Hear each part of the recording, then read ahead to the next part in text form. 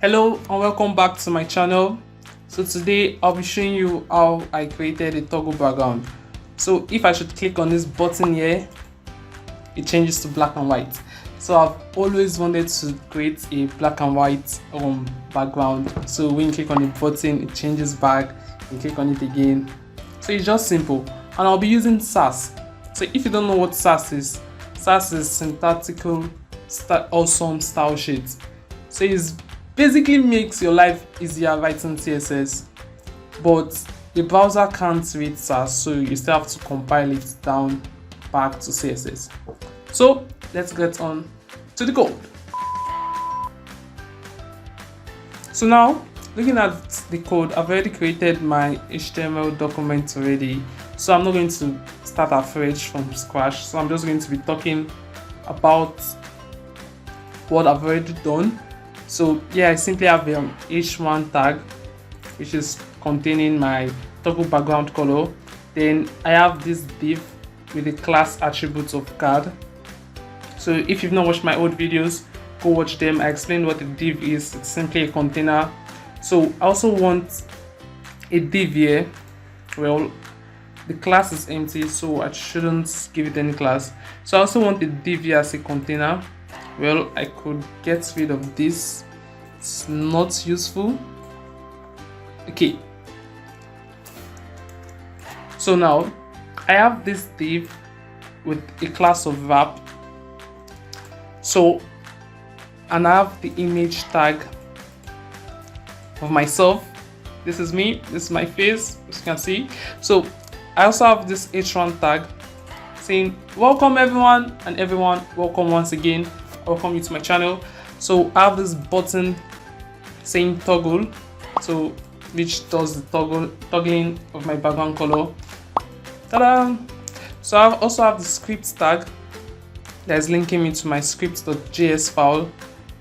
So moving on to Sass.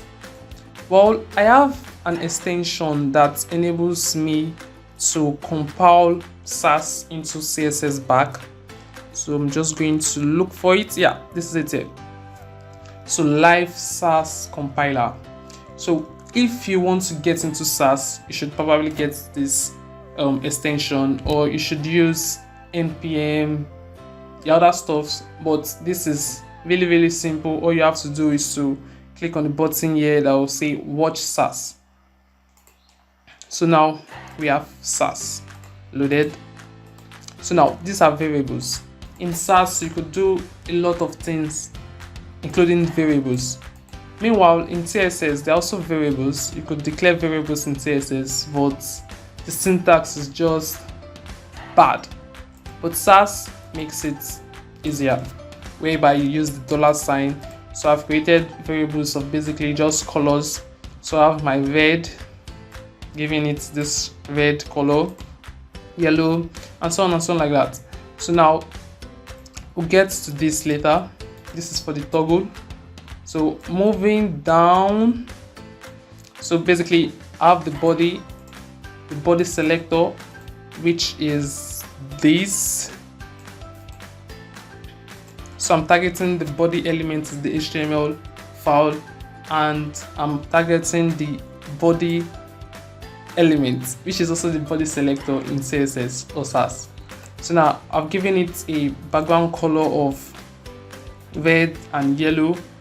Remember from the variable, so we have red and yellow. So you could just write in the variable name. So if I should change this to F, so let me change it to something else. So now we see the color changes. So I want that back, my red. Okay, so now I have something here like this syntax. You should be used to it if you've been using CSS for a while. So we have linear gradients to right, then I want red, then yellow. So there's something strange here, right? Lighten red, then amount 10%. So there's a method called lightning in Sass, where if I should remove this, then I call in the red variable. You see, it's too red, like the background is just too bright, but I don't want that. I want it to be softened, like with 10%. So that's where we have lightning method used. So we also have darken. Don't worry, we'll get to that. So basically, yeah, I have a font family. I want my font family to be Montserrat. I love this font, by the way. It's very nice looking font. So I want all my H1 tag to be text align center. So we have two H1 tags here and here. Okay, so moving back, now I want to target the card. So basically, this is supposed to be a card, but I know I named it card as the attribute of the div container, the div tag. So it's supposed to be a card, but it isn't here basically. So you should always name your tags or your elements, your HTML elements, as to what you'll be using them for. My plan was originally a card, then I changed it, then I didn't change the name, but anyway, I guess. So my card, I wanted the width to be 80%. So it is responsive, right? So when I do like this, it is responsive. You see, it goes very small. So the reason why it stops growing is because of I have a max width on the image. So the card container actually keeps growing, but it's not just visible. So I want everything to be text align center. Then we also have the wrap. So let's look at, okay, now the wrap is just containing the image. That's all. So now the wrap, I want it to be margin auto. So top and bottom we want 0, then left and right we want auto. So that's just going to center everything. So now we're targeting the image. You can see in Sass, this is what they call nexting. So in CSS you wouldn't be able to do this. So I have created my card.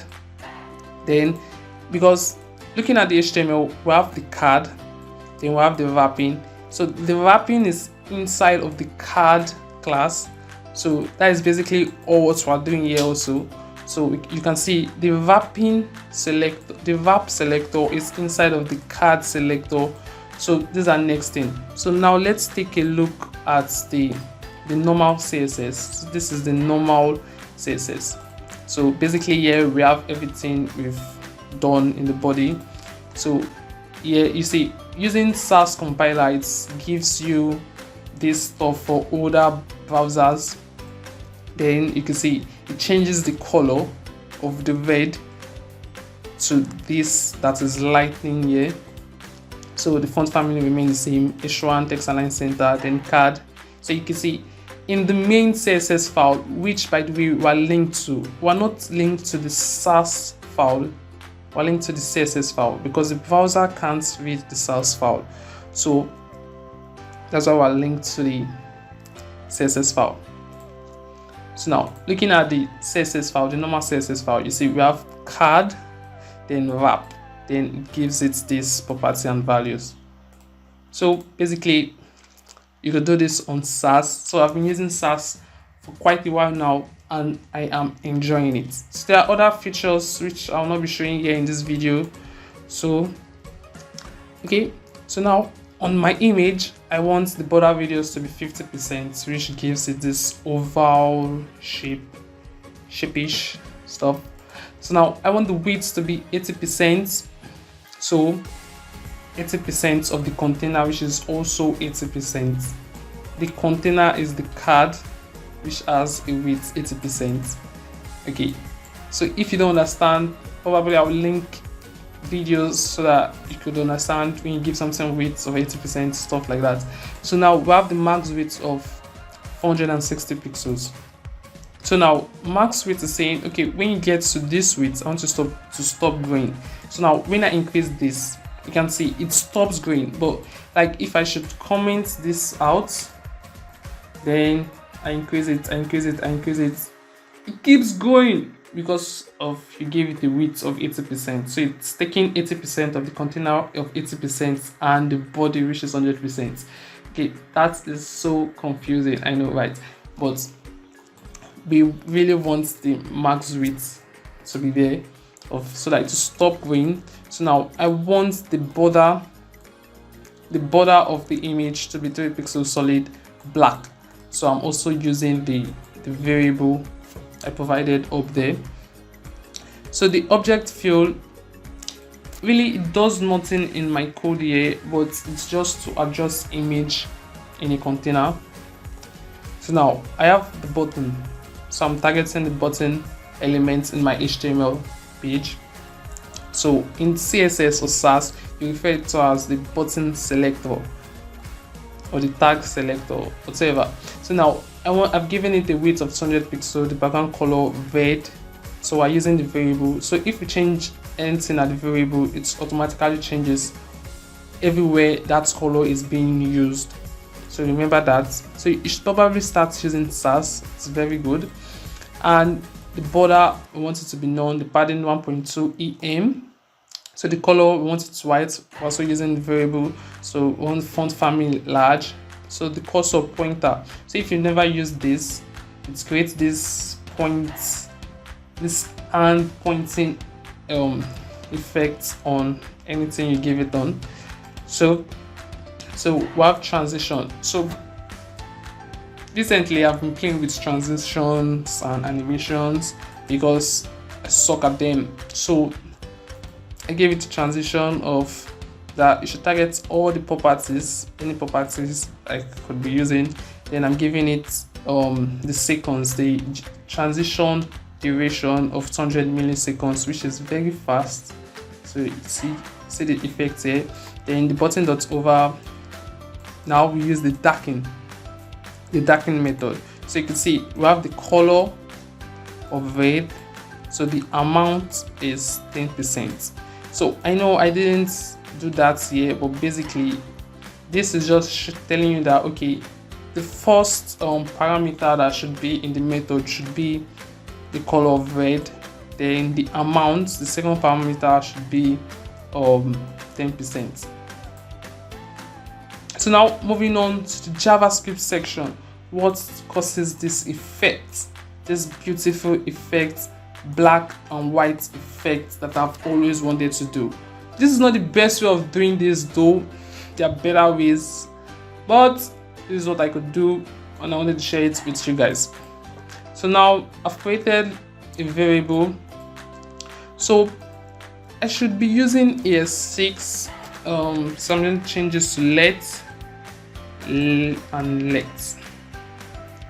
So now that is ES6 syntax for variables, and we also have const. I'm not going to get into that, but now I've created a variable called button. So now I want to target the button element in my HTML file. So I say document.query selector button, then my body element also want to target it. So I'm saying document.query selector button. So there are different types of query selector. We have query selector all, we have get elements by ID, get elements by tag names, get elements by class name, and so on like that. So now we want to add an event listener, so like more like an action. So now when this button is clicked, something happens and you keep clicking. So now we call in the variable which we've created button. So we say dot, remember there have to be a dot, then add event listener. So we're listening for a click. So whenever there's a click, do something, then if there's a click again, also do something. So basically here, this is a function, this is the ES6 method of writing a function. This is called an arrow function. So if you've never seen it before, just know this is the new way of writing function. It's a writing function, then blah blah blah blah. So now we want to target the body variable that we've created, which is this up here. So now we're adding a class list. A class list is just to identify the classes that are in the element. So now we also have a method called toggle. So we're saying toggle body. So now there's a selector we didn't mess with, this guy. So now you can see this is a selector, right? Because there's a dot I mean, this is a class because there's a dot at the beginning of the selector. So looking at the HTML page, there's nothing like that class on any of the elements here. So now we want this class to be added to the body tag in our HTML whenever the button is clicked. Okay, so now what does this selector contain? So we want to change the background color to this darkish color. Well, this is not totally black, but I don't really want it to be black. I feel this is more subtle and okay. So now we want every element, I mean every text element to be white. So also want to target the image, and we want the image border to be white. So the 3 pixel solid still remains the same as what we had before. We just want the color to change to white. So now moving on to our JS file. So we say body.classList.toggle, which is the method, then toggle body. So when you say toggle body, you are actually toggling the body, the selector added to your CSS or your Sass file. So you are adding it to the body element in your HTML document. So now I have console.log body. This is not necessary, so I could comment it out. It doesn't do anything, but console.log just displays whatever you've inputted in it to the console. So now let's see the effect. You see, this simple line of JavaScript creates this beautiful effect. So I just wanted to show you guys what I've done.